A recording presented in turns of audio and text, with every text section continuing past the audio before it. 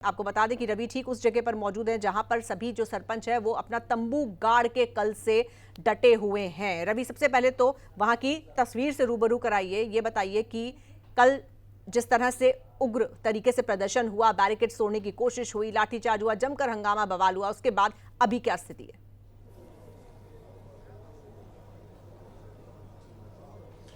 देखिए अजीता, फिलहाल जो स्थिति जो कल बनी हुई थी वही स्थिति जो है वो आज भी बनी हुई है। आप तस्वीरों में देख पाएंगे कि यहाँ पर जिस तरीके से कल जो है वो मुख्यमंत्री के ओएसडी भूपेश्वर दयाल द्वारा साफ तौर पे ये कहा गया था कि आप जो ये मेन रास्ता है इसको जो है वो अनब्लॉक करें, इस रास्ते पर से जो धरना दिया गया है इसे हटाएं और आप सेक्टर 5 के जो शालीमार ग्राउंड है वहाँ पर जो है वो आप अपना धरना प्रदर्शन जो है वो जारी रखें। लेकिन सरपंचों ने उनकी इस बात को नहीं माना। हालांकि मुख्यमंत्री के ओएसडी द्वारा जो है वो इनके मांग पत्र जो है वो ले लिया गया है और सरपंच अपनी मांग पर अड़े हुए हैं। उनका साफ तौर पर कहना है कि जब तक उनकी मांगे जो हैं वो नहीं मानी जाती वो यहीं पर यानी कि चंडीगढ़ पंचकुला बॉर्डर पर ही जो है वो धरना प्रदर्शन करेंगे और यहीं पे पक्का धरना लगाकर जो है वो बैठे रहेंगे। हालांकि इस दौरान जो है वो काफ़ी कुछ चीज़ें जो है वो उभर कर आई। सबसे पहले तो जो कि सरपंच किसान थे उनकी तरफ से पुलिस और उनके बीच में धक्का मुक्की देखने को मिली और उसके बाद सरपंचों की तरफ से कुछ एक लोगों द्वारा जो है वो पथराव किया गया, जिसके बाद जो है पुलिस ने जो है वो इसके ऊपर एक्शन लेते हुए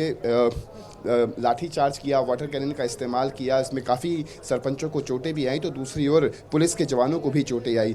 तो इसी पर अभी भी सरपंच जो हैं वो लगातार इसी मांग पर अड़े हुए हैं कि जब तक उनकी मांगे जो हैं वो नहीं मानी जाती, ई टेंडरिंग और राइट टू रिकॉल को जो है वो वापस नहीं लिया जाता, तब तक जो है उनका पक्का धरना जो है वो पंचकुला चंडीगढ़ बॉर्डर पर ही ज्यों का त्यों जो है वो बना रहेगा।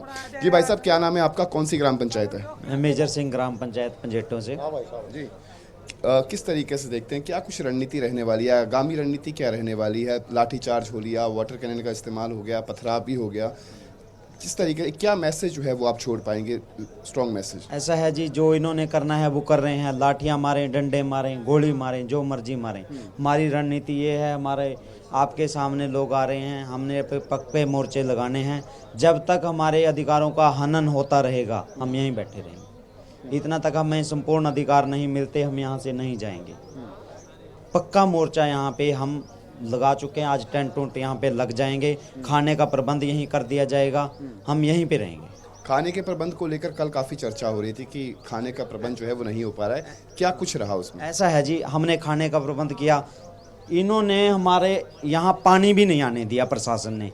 खाना हमारा बाहर रोक लिया गया, पानी नहीं आने दिया गया। हम उठा के पानी अंदर लेके आए, खाना उठा के अंदर लेके आए, मतलब हमें बाधित किया गया खाने से भी।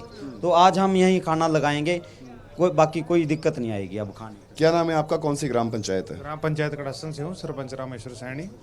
क्या कुछ, किस तरीके से देखते हैं, क्या हल जो है वो निकलता हुआ नजर आएगा? मुख्यमंत्री से बातचीत होगी, मुख्यमंत्री खुद आपसे टेबल पे बैठ के बातचीत करें, क्या चाहते क्या हैं? आखिरकार जिस तरीके से रास्ता ब्लॉक किया गया है, इस रास्ता ब्लॉक करने से ना सिर्फ पंचकुला चंडीगढ़ बल्कि साथ लगता है जो शिमला जाने का जो रास्ता है वहाँ पर भी खासी परेशानी जो है वो आमजन को झेलनी पड़ेगी। ये सरकार द्वारा सरपंचों के साथ मिलकर आपस में बैठकर बातचीत करनी चाहिए, जिससे समस्या का समाधान निकले। और जो ये टेंडरिंग प्रणाली है ये सरपंचों पे थोपी गई है, इसका समाधान। टेंडरिंग तो पहले भी होती थी, पूर्व में भी ई टेंडरिंग होती थी, लेकिन जो ई टेंडरिंग का जो प्रणाली थी वो 20 लाख से अबव के काम को लेकर जो है वो ई टेंडरिंग होती थी। इसमें क्या कुछ नई चीज़ है, नई तब्दीलियां हुई हैं जिसकी आपको खासी परेशानी हो रही है? मैं पूर्व सरपंच भी रहा हूँ, लगातार दूसरी बार बन के आए हैं। पिछली बार क्या था, 20 लाख तक की पावर थी सरपंच को पैसा खर्चने की।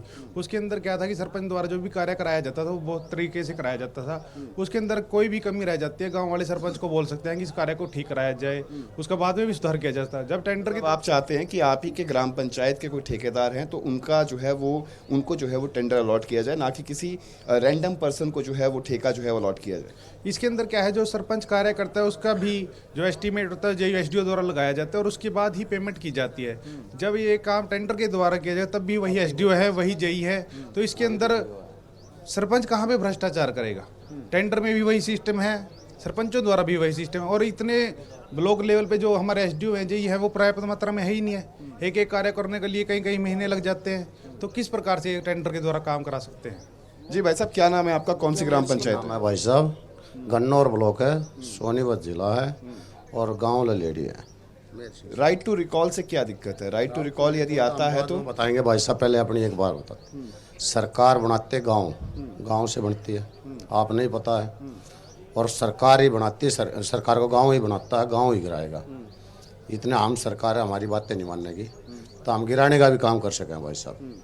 और नहीं तो हमारे को हमारा हक मिल जाएगा तो सरकार को बनाने का भी हक दे सकें। चलिए, आपने गिराने की चेतावनी तो सरकार को गिराने की चेतावनी तो दे दी, लेकिन आप हल किस तरीके का हल चाहते हैं ताकि आपकी बात जो है। आपके पास बात बताते हैं, कोरोना के टाइम पर हमारी पंचायत ने 15 करोड़ रुपए सरकार को दे रखे हैं, तो हम कितने हो गए भाई साहब चोर। जब 15 करोड़ रुपये हम अपनी पंचायत सरकार को दे सके हैं, ठीक है। और भाई पंचायत में हमारी तो पंचायत हम पीछे पड़े, हमने पंचायत ने सरकार को पैसे दिए। आपने सुना कभी ऐसा काम भी हुआ है? ललेड़ी गांव ने, बड़ी गांव ने, टे गांव ने 15 करोड़ रुपए सरकार को दिए कोरोना टाइम पे, ठीक है भाई साहब। आज हमारे वो मुसीबत आगे पड़ गई, हम गांव का विकास नहीं कर सकते। गांव किस लिए बनाता है? अब काम करे, विकास करे, गांव का सुधार करके दिखावे।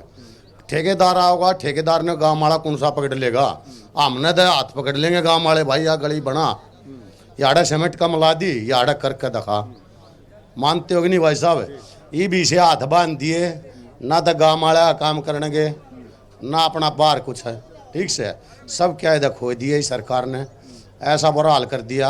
आप नो बताओ ना भाई साहब, ये भी हमारे बनाए उड़े हैं। जब मारे भाई ना अट्ठा दिया रह के गाय वोट ले लेंगे, आगे वोट ले तो आप बता दियो भाई साहब। भाई साहब, क्या नाम है आपका? कौन सी ग्राम पंचायत है? मैं गांव आवली से सरपंच सोरो समिति से बना रखा हूँ।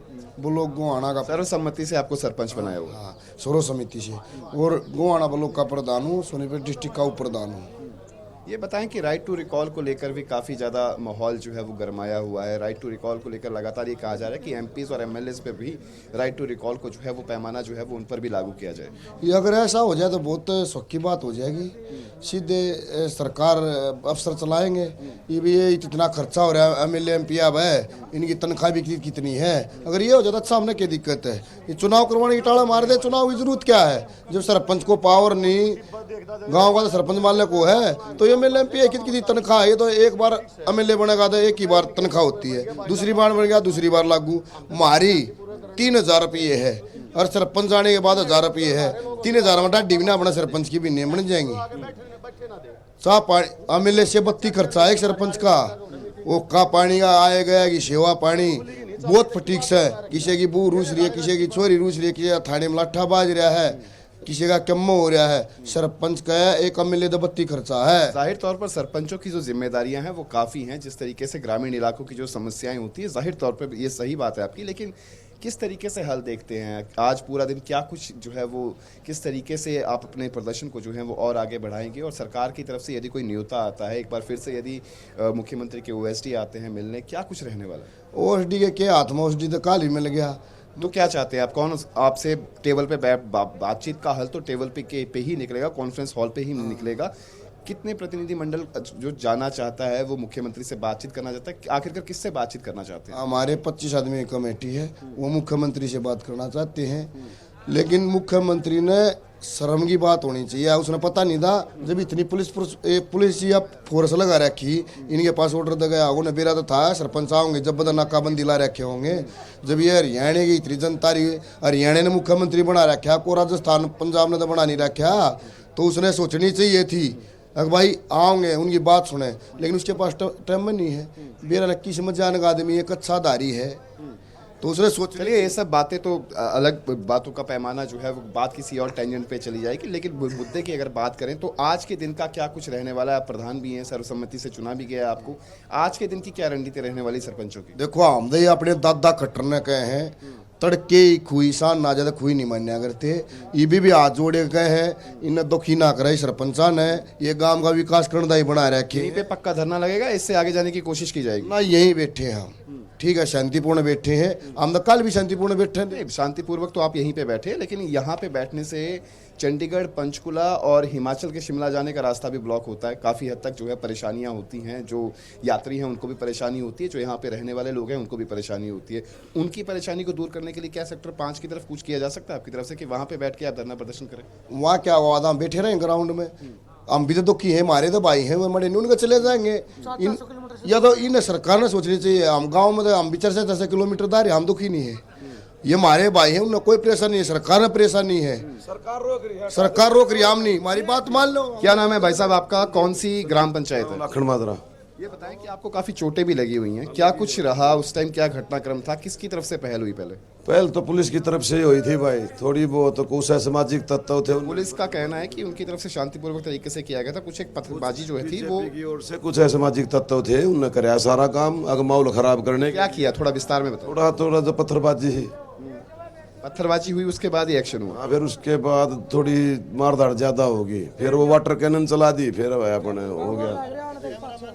चलिए ये देखिए तस्वीरें अजीता, जिस तरीके से आप देख पाएंगे कि यहाँ पर जो है वो अब जो सरपंच है उनका साफ तौर पे कहना है कि जब तक जो है उनकी मांगे नहीं मानी जाती है वो तब तक यहीं पर यानी कि चंडीगढ़ पंचकुला बॉर्डर पर ही बैठकर जो है वो धरना प्रदर्शन करते रहेंगे और वो यहाँ से सेक्टर 5 का जो ग्राउंड है, शालीमार ग्राउंड है, वहाँ के लिए रवाना बिल्कुल भी नहीं होंगे जब तक उनकी मांगे जो है वो नहीं मानी जाती। और यहाँ पर बैठकर रास्ता अड़े ब्लॉक हुए हैं कि उनकी मांगे जो है रवि, ये भी बताइए खुद उनकी अभी कितने सरपंच यहाँ पर मौजूद हैं, कितने सरपंच इकट्ठे हैं, कितने गांव के? क्योंकि खबर ये भी थी कि कुछ और भी सरपंच आज इस धरने में शामिल होने वाले हैं, अलग अलग हिस्सों से और भी लोग पहुंचेंगे।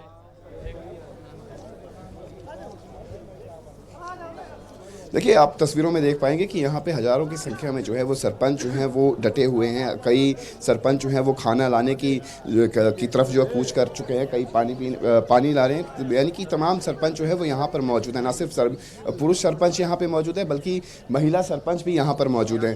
जी भाई साहब, तो इस तरीके से लगातार जो है वो सरपंचों की तरफ से सरकार पर दबाव बनाने की जो कोशिश है वो भी लगातार की जा रही है कि आखिरकार जो उनकी मांगे हैं उनको माना जाए। हमारे साथ महिला सरपंच जो है वो भी यहाँ पर पहुँची हुई हैं। जी मैम, क्या नाम है आपका, कौन सी ग्राम पंचायत है आपकी, और सबसे पहले तो ये हाथ पे चोट कैसे लगी?